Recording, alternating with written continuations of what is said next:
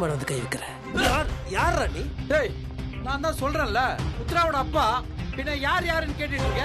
ஏய், குழந்தையோட அம்மா எங்கடா? சொந்தக்காரங்க எங்க? எந்த ஹாஸ்பிட்டல் குழந்தை பிறந்துச்சு? யாரா டாக்டர்? பர்த் சர்டிபிகேட் இருக்கா? ஆதார் கார்டு இருக்கா? ரேஷன் கார்டு இருக்கா? ரேஷன் கார்டுல குழந்தையோட பேர் இருக்காடா? எந்த சூழ்நிலை, எப்போ, எங்க இந்த குழந்தைய தொலைச்ச? இதெல்லாம் என்கிட்ட சொல்லிட்டு இதுதான் உன் குழந்தை ப்ரூவ் பண்ணிட்டதுக்கு அப்புறம் குழந்தை மேல கையை வேண்டாம். அதுக்கு முன்னாடி வச்ச கையை பிச்சு எடுத்துட்டு வேண்டாம்.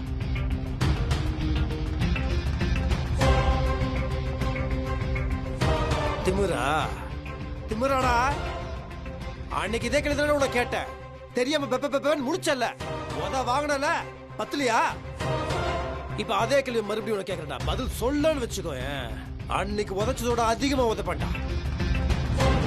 ஏண்டா இத்தனை நாள் இல்லாத அக்கறை இப்ப மட்டும் போத்துட்டு வந்துருச்சோ? குழந்தைங்க இருக்குன்னு யாரா சொன்னா? எந்த மாமா வீட்டுக்குள்ள இருக்கிற எனக்கு அநியாயம் பண்ணலாம், பாவம் எங்க இருந்தோ வந்து அந்த குழந்தைக்கு அநியாயம் பண்ணாதீங்க. பாவம் மாமா, அவரு பெத்த மனசு எவ்வளவு துடிக்குது பாருங்க.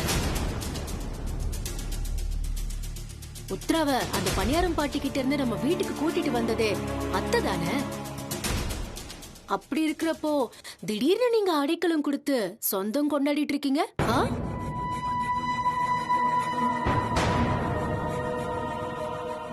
தாலி கட்டின எனக்கு எந்த அங்கீகாரமும் இல்ல, ஆனா எங்கிருந்தோ அந்த குழந்தைய என்னதுன்னு சொந்தம் கொண்டாடிக்கிட்டு பெத்தவங்க கிட்ட ஒப்படைக்க மாட்டேங்கிறீங்க. ஆமா மாமா, நீங்க பெரிய நியாயஸ்தன்னு இந்த ஊர்ல இருக்கிறவங்க எல்லாருமே சொல்றாங்க. இதெல்லாம் நியாயமான நீங்களே சொல்லுங்க பாப்போம்.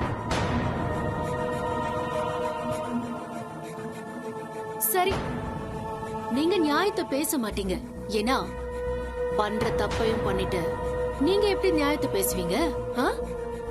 ஊர்க்காரங்க மொத்த பேரும் இங்கதானே இருக்கீங்க. நீங்களே நியாயத்தை கேளுங்க. குழந்தைய அப்பா கிட்ட ஒப்படைக்க சொல்லி முத்தரசு மாமா கிட்ட சொல்லுங்க. ஏன்பா முத்தரசு, என்னப்பா இது? குழந்தை அவரோட குழந்தை தானே, கொடுத்து அனுப்ப வேண்டியதானே? என்னப்பா சொல்றீங்க? எல்லாரும் கொஞ்சம் அமைதியா இருக்கு. அதான் சொல்றாருல முத்தரசன் தம்பி, நீங்க சொல்லுங்க. சொல்றேங்க. அது எப்படியா எங்க போனாலும் பின்னாடி வாழை பிடிச்சிட்டு நீங்க 3 பேர் வந்துடுறீங்க. சொல்லி கொடுத்து கூட்டு வந்துருவாங்க. ஒரே இடையில சொல்றீங்க. ஆமா ஆமா ஆமா ஆமா ஆமா ஆமா. வேற எதுவும் சொல்லி தரல. இவன் உங்க தலைவி, நீங்களாம் தொண்டனுங்களா? அப்படியே கிஃப்ட் தூக்கிட்டு வந்துட்டீங்க வாழ்த்துறதுக்கு. வந்தாச்சுல, பூவா சாப்பிட்டுட்டு வாயை மூடிட்டு போயிடணும். இல்லனா வாயிலே அடிப்பேன். நாங்க பாத்துக்கிறோங்க வீட்டு குழந்தைய. கோர்ட்டு கேஸ் வந்தாலும் அங்கேயும் போய் பாத்துக்கிறோம். மாமா, கோர்ட்டு கேஸ்னு நாம இதுக்கு தேடி போகணும். அட்வொகேட்டிங்க ரெடியா இருக்காரு. Sir, please come forward. சொல்லுங்க. ஆமா சார், என் பேரு பிரதீப். நட்ராஜ் தான் இந்த குழந்தையோட அப்பாங்கிறதுக்கு என்கிட்ட எல்லா ஆதாரமும் இருக்கு. குழந்தைய இவர்கிட்ட ஒப்படைச்சே ஆகணும். இல்ல நான் உடனே கோர்ட்ல கம்ப்ளைண்ட் லான்ச் பண்ணிடுவேன். அதுக்கப்புறம் குழந்தைய கைப்பற்றி அரசு குழந்தைகள் நல காப்பகத்துல சேர்த்துருவாங்க. அதுக்கப்புறம் கேஸ் முடியற வரைக்கும் குழந்தை ஹோம்ல தான் இருக்கணும். அதுக்கெல்லாம் உங்களுக்கு சம்மதமா? அதெல்லாம் வேணாம், அதெல்லாம் வேணாம். உத்ரா குட்டி அப்படிலாம் எதுவும் பண்ணிடாதீங்க. வெண்ணிலா, பதறாத. வக்கீல் சார், உங்க பேர் என்ன சொன்னீங்க? பிரதீப். இல்ல, நீங்க ஒரிஜினல் வக்கீல் தானே? ஆளுக்கும் பேருக்கும் சம்மந்தமே இல்லாம இருக்கு. நீங்க தான் இந்த ஃப்ராடு நட்ராஜோட வக்கீலுங்களா? சரி, நீங்க ஒன்று பண்ணுங்க. கோர்ட்ல கேஸை ஃபைல் பண்ணிடுங்க. போலீஸ் ஸ்டேஷன்லயும் ஒரு கேஸ் ஃபைல் பண்ணிடுங்க. நான் பாத்துக்கிறேன். நீங்க யாரை வேணா கூட்டு வாங்க சார். போலீஸ், கோர்ட், மிலிட்ரி வேணுமா? தேவைப்பட்ட அவங்களையும் கூப்பிட்டுக்கோங்க. எதுவாக இருந்தாலும் நாங்கள் ஃபேஸ் பண்ணிக்கிறோம். சரி சார், நான் இப்பவே போலீஸ்க்கு இன்ஃபார்ம் பண்ணிடுறேன். பண்ணுங்க.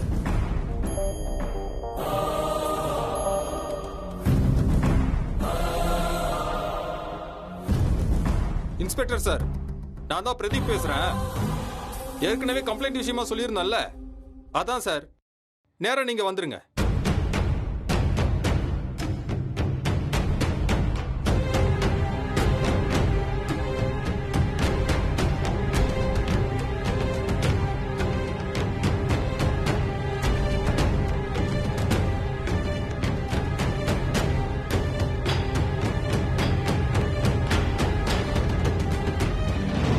முத்தரசன் சார், இவரோட காணாம போன குழந்தை உங்ககிட்ட வளருதா புகார் கொடுத்துருக்காங்க. நீங்க முறைப்படி குழந்தைய அவங்க கிட்ட ஒப்படைக்கிறதா நியாயம். இல்லைன்னா கோர்ட்ல உத்தரவு வாங்கி குழந்தைய ஹோம்ல ஒப்படைக்கிற மாதிரி ஆயிடும். அதுக்கப்புறம் நீங்க கேஸ் நடத்தி குழந்தைய வாங்குற மாதிரி இருக்கும். என்ன சொல்றீங்க சார்? இவ்வளவு பிரச்சனை எதுக்கு தம்பி? பேசாம குழந்தைய அப்பா கிட்டே ஒப்படைச்சுங்க.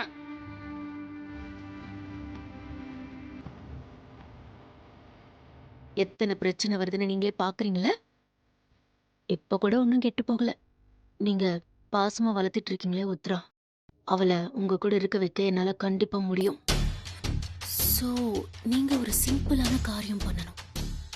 வந்திருக்கிற எல்லாரும் முன்னாடியும் சிரிச்ச முகத்தோட நான் தான் உங்க பொண்டாட்டின்னு சொல்லி நீங்க கேக் கூட்டி விடணும். ஓகேவா?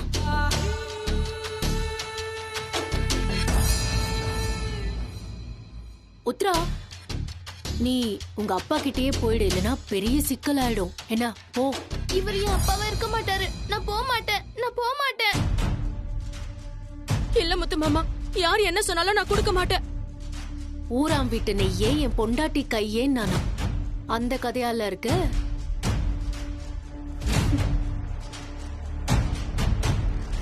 சரி சார், நான் ஒன்று பண்ணுறேன்.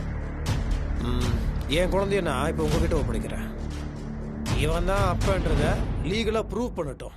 அதுக்கப்புறம் நான் குழந்தைய கூட்டிட்டு போட்டோம். அது வரைக்கும் குழந்தை உங்ககிட்ட தான் இருக்கணும். Okay sir. உத்தரா குட்டி வாமா. அப்பா இல்லப்பா, வேண்டாம்ப்பா, நான் அப்பா போலப்பா. நான் சொல்றேன்ல, நீ பயப்படாத, நான் பாத்துக்கிறேன். வா, அப்பா வேண்டாம்ப்பா. நான் பாத்துக்கிறேன்னு சொல்றேன்ல. வா அப்பா வா. அப்பா வேண்டாம்ப்பா, ப்ளீஸ்ப்பா, வேண்டாம்ப்பா. வாமா, உங்க கூட பேசலாம். அப்பா அப்பா ஏன்டா கூட்டிட்டு வா. சரி உத்தரா குட்டி. மாமா சொல்லுங்கம்மா. அப்பா நான் போலப்பா, ப்ளீஸ்ப்பா. ஐயா சொல்லுங்கய்யா. என்ன கூட்டிட்டு போகாதீங்க. கேட்டியா? இந்த பொண்ணோட அப்பா இவர் தானே. என்ன ஃபார்மாலிட்டிஸ் இருக்கோ அதெல்லாம் முடிச்சிட்டு இந்த குழந்தைய ஹேண்ட் ஓவர் பண்ணுங்க.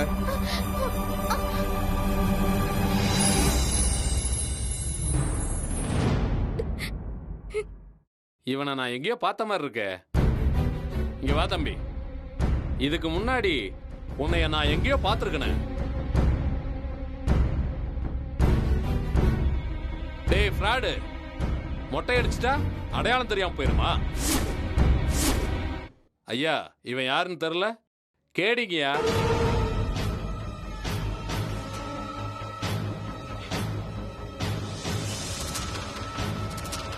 இவனுக்கு ஒவ்வொரு ஏரியாலையும் ஒவ்வொரு பேர் இருக்கு. நம்ம ஸ்டேஷன்ல கூட இவன் மேல கேஸ் இருக்குயா. டேய், உன் பேர் என்னடா? ஐயா நடராஜங்க ஐயா. நடராஜா? ஆமாங்க ஐயா. அடிச்சன்னா மூஞ்சியெல்லாம் வீங்கிடும். இது உனக்கு 6வது பேரா? சட்டநாத, சபரிநாதன், சமுத்திரக்கணின்னு ஏகப்பட்ட பேர் உனக்கு.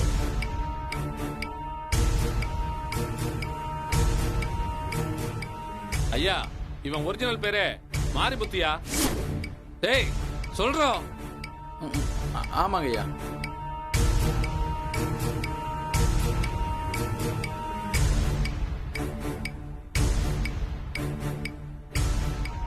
வழிப்பறி, செயின் ஸ்நாச்சிங், ராபரி, திருட்டு, இப்படி எல்லாத்துலயும் செம கில்லாடியா இவன். இந்த லிமிட்ல உள்ள எல்லா ஸ்டேஷன்லயும் இவன் மேல கேஸ் இருக்குயா. இவன் கண்டிப்பா இந்த பொண்ணுக்கு அப்பனா இருக்க மாட்டாங்கய்யா. யாரா நீ? ஐயா சொல்றா. சொல்லு. வேணாம் சார். யாரா நீ? எதுக்கு அப்படி பண்ண? சொல்றா. ஐயா பிறந்த நாள் ஃபங்க்ஷன் சொல்லியிருந்தாங்க, சாப்பிட்டு போலான்னு வந்தாங்க ஐயா. முத்தரசன் சார், நீங்க பண்ணதான் சார் கரெக்ட். அதனாலதான் வசமா சிக்கிட்டான். ஏட்டையா, இவனை ஸ்டேஷன் வச்சு நல்லா என்கொயரி பண்ணுங்க. அப்பதான் இவனுக்கு பின்னாடி யார் இருக்கா என்னங்கிறது தெரிய வரும். முத்தரசன் சார், நீங்க ஜாக்கிரதையா இருங்க. குழந்தைய பத்தின எல்லா விஷயமும் வெளியில போயிருக்கு. அதனாலதான் இப்படி எல்லாம் நடக்குது. உங்க குடும்பத்துல ஏதோ பிரச்சனை இருக்கு சார், அதை சால்வ் பண்ண பாருங்க. போமா, அப்பாட்ட போமா. இவனை ஜீப்ல ஏத்துங்க. டேய் வாடா.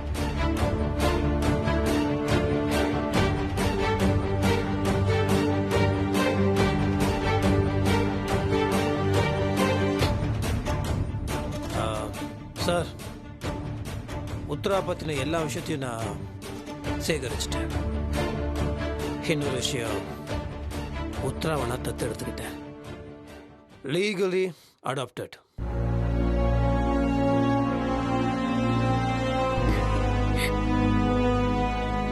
இதெல்லாம் நான் சும்மா அப்படியே போட்டு வாங்கினேன் சார். ஏன்னா இதுக்கு பின்னாடி யார் இருக்கிறாங்கன்றது எனக்கு தெரியும். எல்லாருமே கன்ஃபார்ம் பண்ணுன்னு பார்த்தேன்.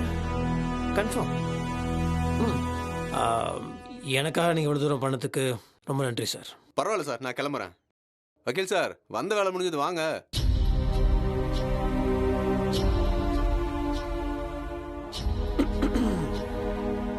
நீ எதுக்கு ஆசைப்பட்ட? நீ தான் என் பொண்டாட்டின்னு சொல்லி உனக்கு நான் கேக் ஊட்டணும். ஊட்டிடுவோம்.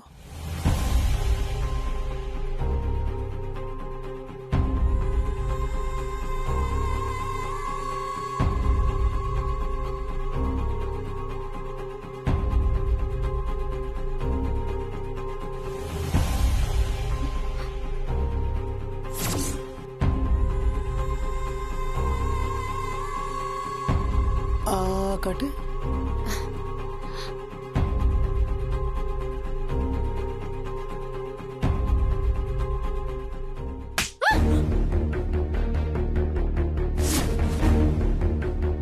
சூப்பர்ண்ணே. எப்படி இருக்கு உன் பர்த்டே கிஃப்ட்? இந்த மாதிரி நிறைய நான் தந்துட்டே இருப்பேனா, நீ வாங்கிட்டே இருப்பியான். சரியா? மன்னிக்க முடியாத தப்பு பண்ணா மறக்க முடியாத தண்டனை கொடுத்தே ஆகணும். அதுதான் உனக்கு கிடைச்சிருக்கு. இதுக்கு முன்னாடி இதே மாதிரி பண்ணிட்டு இருந்தேன்னு வச்சுக்கோய, ரொம்ப கஷ்டப்படுவேன், தாங்க மாட்டேன். நமக்கும் இந்த கண்ட்ராவி ஃபங்க்ஷனுக்கு என்ன சம்மந்தம்? வாங்க போலாம். சரிங்கண்ணே. அண்ணா வரேண்ணா. வாங்க. சரியா, வாங்க போலாம், வாங்க.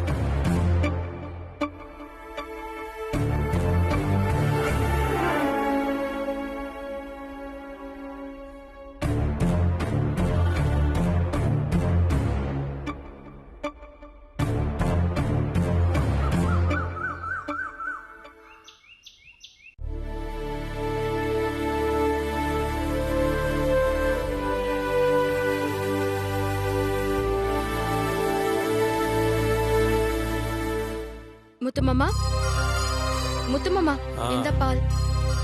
சரி.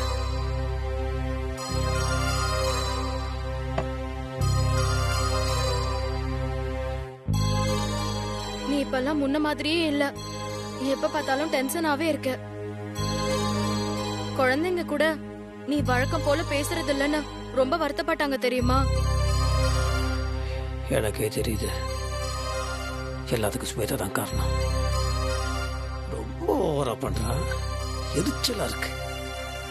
என்ன பண்றதுன்னு தெரியல. நான் பாட்டு ஏன் வழியில ஏன் குடும்பம் ஏன் பொண்டாட்டின்னு நிம்மதியா போயிட்டு இருக்கேன். என்ன வந்து நோண்டிட்டே இருந்தா என் குணமே மாறிடுச்சு. இப்படிலாம் எல்லாரும் கை நீட்டுற ஆள் நான் கிடையாது. என்ன அறியாமலே எனக்கு ப்ரொவோக் பண்றாவ, என்ன அதான் தூண்டுறா. நான் இப்படிலாம் பிஹேவ் பண்ணணும்னு தான் நினைக்கிறா. வேண்டான்னு பார்த்தாலும் முடியல. முத்துமாமா, இங்க பாரு. ஆத்திரப்பட்டா அது அறிவுக்கு சத்துருன்னு நீ தானே எனக்கு சொல்லிருக்க. ஸ்வேதாக்காவை பத்தி உனக்கு நல்லாவே தெரியும். அவங்க பொறப்புலயே அப்படி இருக்கிறவங்க. அப்படி இருக்கும்போது அத்தனை பேருக்கு நடுவுல பிறந்த நாள் அதுவுமா நீ அவங்கள கை நீட்டினது தப்புதான். எனக்காக அவங்க கிட்ட ஒரு வார்த்தை மன்னிப்பு கேட்டுடு. அப்ப கொஞ்சம் மனஸ்தாபம் எல்லாம் போயிடும். உனக்கும் மனசு அமைதியா இருக்கும்ல. வெண்ணிலா,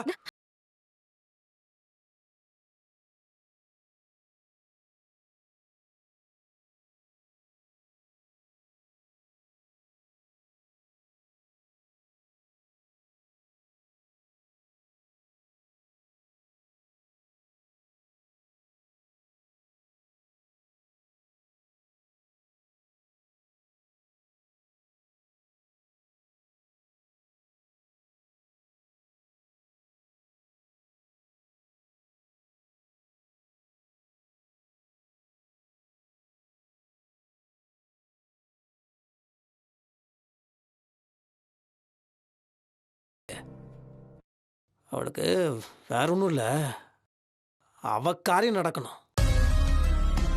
நான் தான் அவன் புருஷன், அவள் தான் என் பொண்டாட்டின்னு என் வாயால் சொல்லணும். அதுக்காக தான் கேவலமான வேலை பண்ணிட்டு இருக்கா. அவளோட காரியத்தை சாதிக்கணுன்றதுக்காக குழந்தைய நம்ம கிட்ட பிரிக்கணும்னு நினைக்கிறேன்னா வேற என்ன வேணாலும் பண்ணுவாள்ல. அதான் ஏற்கனவே செத்து போய் புதைச்சு குழியில தானே வந்தாவ. அவர் எதுக்கு அவளுக்கு பிறந்த நாள் வெங்காயம்? அவளை அடிச்சுன்னு சந்தோஷப்படு. வெட்டி வெட்டி கண்டதும் வெட்டி போட்டிருக்கணும். பிறந்த நாளும் இறந்த நாளும் ஒரே நாள் இருந்திருக்கும். என்ன முத்து மாமா, ஏன் இப்படி எல்லாம் பேசுற? அவ என்ன பேச வச்சுட்டான். இந்த மாதிரி பேச வச்சுட்டான். ஒரு மாடு முட்டுனா நாம போய் திருப்பி முட்ட முடியுமா? அத குச்சி எடுத்து அடிச்சு அடக்கி தானே வைக்கணும். லூசு, உதாரணம் வர மாடு குச்சின்ட்டு. அப்படி பார்த்தா நீ சொல்றத நான் பண்ணிருக்கேன். மாடை குச்சி வச்சு அடிக்கணும்னா அவளையும் அடிக்கணும்ல. மாடுக்கு அது பாவம் 5 அறிவு 6 அறிவு இருக்குல்ல இவனுக்கு. இவனெல்லாம் அடிக்கிறது தப்பே கிடையாது. சும்மா நீ வேற. இல்ல முத்து மாமா, அவங்க வீண் வாதம் பண்ணிக்கிட்டு வீம்போட நிக்கிறாங்க. அவங்க கிட்ட நாமளும் வீம்போட நின்னோம்னா தேவையில்லாத பிரச்சனை தான். அவங்கள மாதிரி கேவலமா நாமளும் நிக்க முடியுமா? செத்து போய் தாலி வாங்கினவங்க இனி என்ன வேணாலும் செய்ய தயங்க மாட்டாங்க. நான் என்ன கேக்குறேன், ஒரே ஒரு தடவை அவங்க கிட்ட மன்னிப்பு கேட்டு அவங்களோட கோவத்தை அடக்கி பாரு. நீ வேற இனி எதை வேணாலும் பண்ண சொல்லு. அதெல்லாம் என்னால சத்தியம் அட இது வேற. அதெல்லாம் என்னால சத்தியமா பண்ணவே முடியாது. இத்தனை மெசேஜ் யார் அனுப்புறது இப்போ?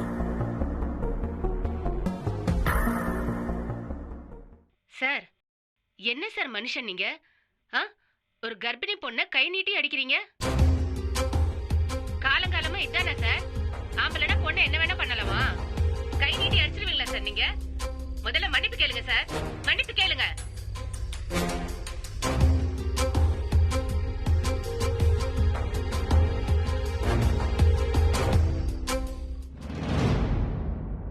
யோ, நீ எல்லாம் ஒரு பெரிய மனுஷனாயா? இதுல ஊருக்கெல்லாம் பஞ்சாயத்து வேற பேசுற. அவ்வளவு பேர் மத்தியில கர்ப்பிணி பொண்ண கை நீட்டி அடிச்சிருக்க. உன்னெல்லாம் சும்மா விட மாட்டாயா? நீ மன்னிப்பு கேட்கிற வரைக்கும் உன்னை கேவலப்படுத்திட்டே இருப்போம்.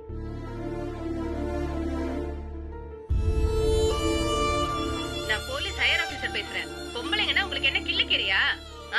உங்களை பத்தி நிறைய கேள்விப்பட்டிருக்கேன். நீங்க எவ்வளவு நல்லது செஞ்சிருக்கீங்க. இப்படி ஒரு கேவலமான விஷயத்தை செய்வீங்க நான் எதிர்பார்க்கவே இல்ல. பொண்டாட்டி காணோன்னு பத்திரிக்கையில விளம்பரம் கொடுத்து வீடு தேடி வந்தவளை இப்படியா பண்ணுவீங்க? போலீஸ் நினைச்சா இந்த வாட்ஸ்அப் மெசேஜ் வச்சு உங்களை ஈஸியா கைது பண்ண முடியும். ஏன்னா மகளிர் அமைப்புல இருந்து அத்தனை பேருமே உங்க மேல ஆக்ஷன் எடுக்க சொல்லி கம்ப்ளைண்ட் பண்ணிட்டு இருக்காங்க. அவங்க ரொம்ப கம்பல் பண்ணிட்டே இருந்தாங்கன்னா கண்டிப்பா பெண்கள் வன்கொடுமை சட்டத்தின் கீழே உங்களை கைது பண்ண வேண்டியிருக்கும். ஹையர் அபிஷியல்ஸ்க்குள்ள பிரஷர் வரதுக்கு முன்னால நீங்க இந்த விஷயத்தை காம்ப்ரமைஸ் கொண்டு போறது நல்லது. பேசாம மன்னிப்பு கேட்டு இந்த விஷயம்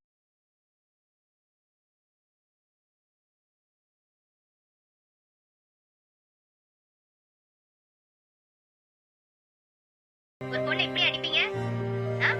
ஒரு பொண்ணுனா இப்படி அடிச்சிருவீங்களா? உங்களால கேட்க ஆள் கிடையாதா? இருங்க என்ன நடந்துன்னு தெரியாம நீங்க பாட்டு. ஆயிரம் இருக்கட்டும் சார். பொண்ணுனா கை நீட்டிடுவீங்களா? எந்த அதிகாரத்துல பொண்ணு மேல கை நீட்டுவீங்க? நீங்க முதல்ல மன்னிப்பு கேளுங்க. மன்னிப்பு கேட்டதுக்கு அப்புறம் தான் மத்த எல்லாமே. நீங்க வைங்க. மன்னிப்பு கேட்க போறீங்களா இல்லையா? வைங்கங்க.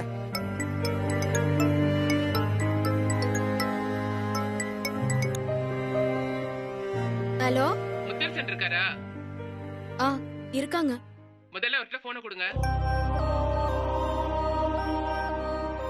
இது யாரு?